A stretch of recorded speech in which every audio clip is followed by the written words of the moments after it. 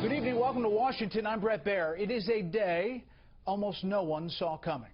Donald Trump has secured enough support from unbound delegates to win the Republican presidential nomination on the first ballot at the GOP convention in Cleveland. No pundit thought he'd get in the race at first. His 16 opponents didn't take him seriously until it was too late. People thought his comments along the way would surely end his run. And now Donald Trump prepares for the general election as the Republican nominee, likely pitted against Democrat Hillary Clinton.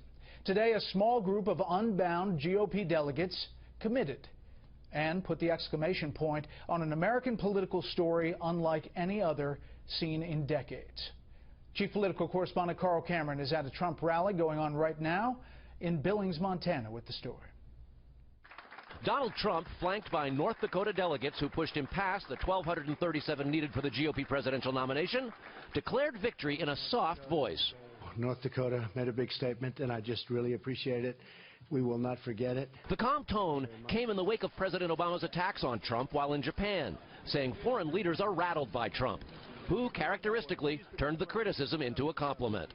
When you rattle someone, that's good, because many of the world, as you know, many of the countries in our world, a beautiful world, have been absolutely abusing us and taking advantage of us. If they're rattled in a friendly way, that's a good thing, John, not a bad thing. Trump, seizing on the State Department's Inspector General's report on Clinton's use of an unsecure private email server, suggested that she has bad judgment through a lifetime of brinksmanship.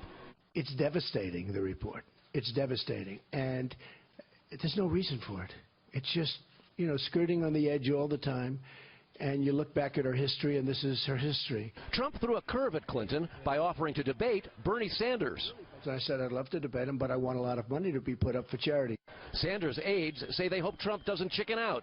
The senator taunted Trump. I think it's important that somebody hold him to task for his outrageously bigoted remarks against Mexicans and Latinos, against Muslims, against women, against veterans, against African Americans, and tell him to his face that the strength of our country is our diversity. Would you still want to ban all foreign Muslims from the United States on a temporary basis? Trump today conspicuously refused to say if he'd follow through on his proposed ban on Muslims entering the U.S.